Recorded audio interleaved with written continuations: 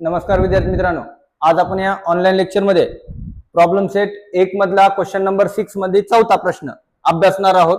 तर बघा प्रश्न काय सांगितलेला आहे, 7x - 2y divided by xy is equal to 5 आणि 8x + 7y divided by xy is equal to 15. हे तुमचा दिलेला क्वेश्चन्स आहे. मग आता ह्या क्वेश्चन्स मध्ये आपल्याला काय करायचे बघा, या दिलेल्या क्वेश्चन्स मध्ये आपल्याला सायमल्टेनियस मेथडने ते गणित आपल्याला सॉल्व्ह करून घ्यायचे. लक्षात येतंय? पहा बघा बरं काय म्हणावं लागेल. पहिल्या सुरू काय करायचं, ह्या x y इकडे मल्टिप्लाय करून घ्यायचं. म्हणजे कसं होणार आहे, 7x - 2y is equal to 5y हा xy डिवाइडचा इकडे येऊन जाणार आहे मल्टिप्लाय मध्ये xy. ओके, इकडेही तेच होणार आहे. इकडे लगेच करून घेऊ. 8x + 7y is equal to 15xy.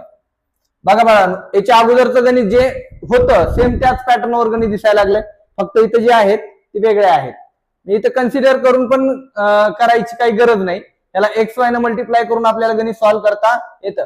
xy ने मल्टिप्लाय केलं तर काय होणार, हे xy कटणार आहे, xy कटणार आहे. इक्वेशन आपलं ऑलरेडी तयार होतं. किंवा ह्या 7/x साठी xy घेतलं. बघा हे गणित 2-3 पद्धतीने येऊ शकतं. बघा असंही केलं असतं, ह्याच्या खाली xy - 2y छेदस्थानी xy इज इक्वल टू 5. याच्यामध्ये y कॅन्सल केला असतं, x कॅन्सल केला असतं, राहिलं असतं 7/x 2/x बरोबर 5. मग पुन्हा कन्सिडर करावं लागलं असतं 1/y साठी आणि 2/x साठी, काहीतरी कन्सिडर करून घ्यावं लागलं असतं. असंही जमलं असतं. आणि आता याला डायरेक्ट कॅन्सल केलं तरीही आपल्याला सॉल्व्ह करता येतंय.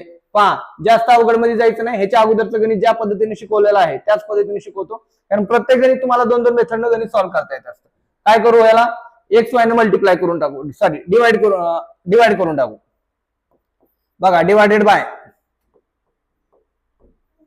xy both side. Okay, xy ने डिवाइड करू. बघा ह्याला घेतो मी xy - 2y ला पण घेतो मी xy is equal to 5xy divided by xy. पहा बरं काय होणार आहे,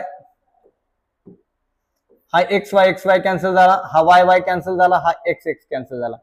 शिल्लक राहिलं काय, 7/y वजा 2/x बरोबर शिल्लक राहिला 5. आणखीन तेच झालं, आपल्याला कन्सिडर करावंच लागेल. इकडे तसंच करू. ह्याला पण काय करू, divided by xy both side. मराठीसाठी दोघांना एकच देतो, दोन्ही बाजूला xy ने भागून. काय केलं, xy ने भागलं. तर पहा बरं 8/x त्याला पण xy, 7/y त्याला पण xy आणि 15xy याला पण xy. ओके, x कटलं, y कटला, xy कटला. इक्वेशन काय तयार होईल बघा, 8/y + 7/x is equal to 15.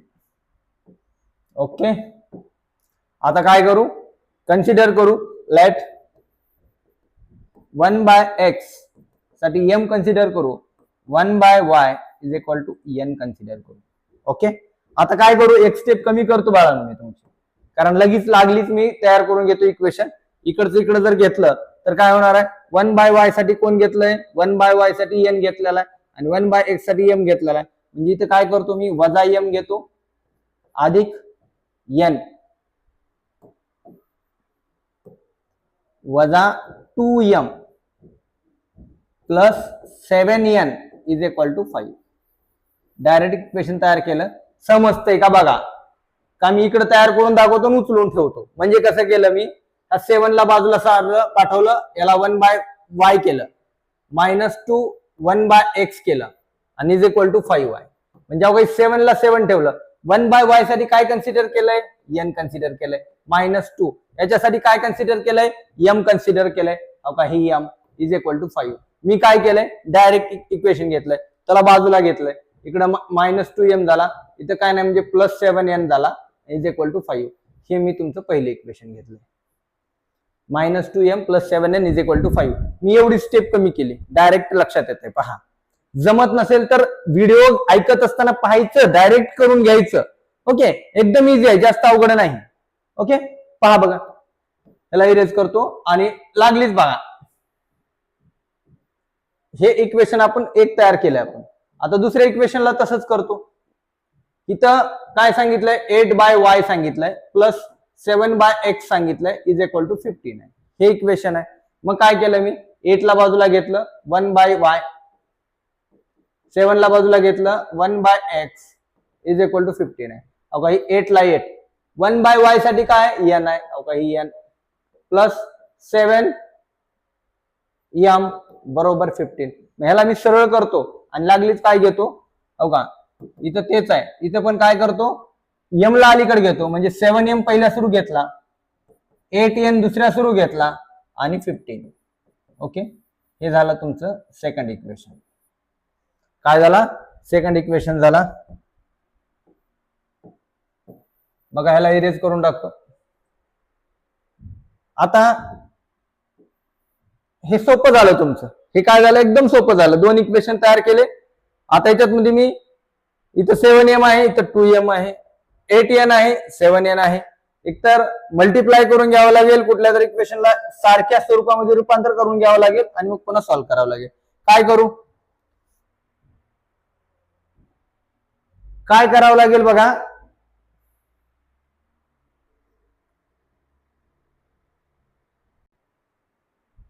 हा बघा काय म्हणावं लागेल आता ह्या 2 ला 7 ना आणि 7 ला 2 न मल्टिप्लाय करू. बघा मल्टिप्लाइंग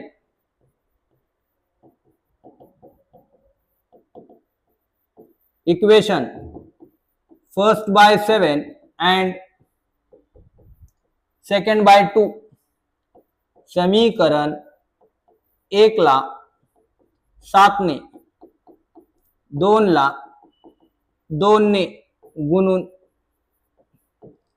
बघा 1 ला 7 न गुणायचंय म्हणजे काय होणार आहे इथं 7m निगेटिव्ह अधिक 49 n 5 7 35. थर्ड इक्वेशन ह्याला 2 न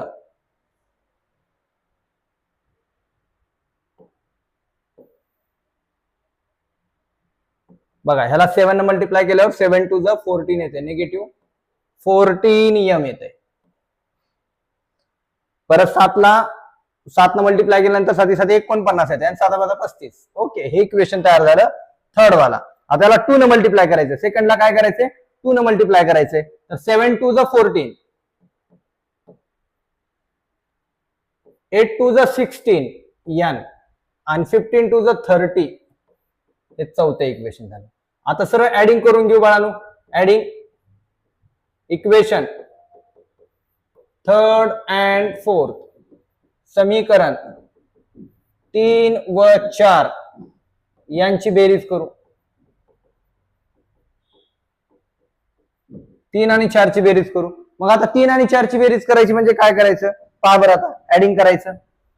negative 14m plus 49n is equal to 35 आणि 14m plus 16n is equal to 30.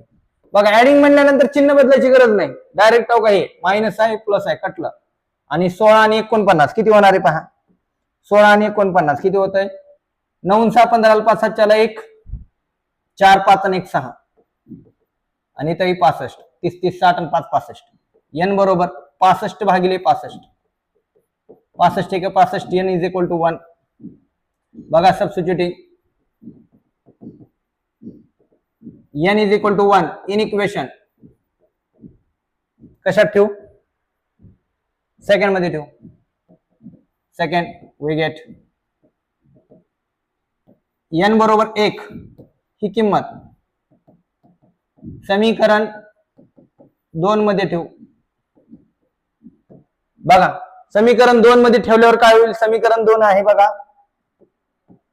7m plus 8n is equal to 15. 7 ला 7m झाला प्लस 8 इंटू n ची व्हॅल्यू आहे 1 is equal to 15. 7m is equal to 8 1 8 बरोबर 15. 7m is equal to 15. बघा 7m ला 7m is equal to 15. 8 1 8 plus आहे पुढे पाठवलं minus 7m is equal to किती आला 7m इज इक्वल टू किती आला एक स्टेप वाढतो इथं 7m 8 1 8 is equal to 15 7m ला 7m 15 प्लस 8 आहे पुढे पाठवलं -8 झाला 7m इज इक्वल टू 7च झालं म्हणजे m इज इक्वल टू काय झालं बघा बाळांनो अहो काही 7 7 कॅन्सल झालं बाळांनो m इज इक्वल टू किती आला 1 okay m is equal to 1 झाला आता काय करावं लागेल रिप्लेसिंग करावं लागेल बाळांनो काय करावं लागेल रिप्लेसिंग करावं लागेल पहा रिप्लेसिंग परत ठेव रिप्लेस करावं लागेल कारण इथं कन्सिडर केलंय बघा बाळांनो इथं आपण कन्सिडर केलेलं ठेवावं लागेल काय 1 by x is equal to m आहे 1 by y is equal to n आहे 1 बाय x m ची व्हॅल्यू किती निघाली 1 आहे 1 बाय y साठी n ची व्हॅल्यू किती निघाली 1च आहे काय होणार आहे x एक x आणि y बरोबर y एक y हे सोल्युशन काय असेल उकल 1,1 बघा हे तुमचं उत्तर असेल बघा बाळांनो हे उत्तर असेल दिसायला गणित वेगळं आहे परंतु एकदम इझी आहे ओके एक स्क्रीनशॉट बाळांनो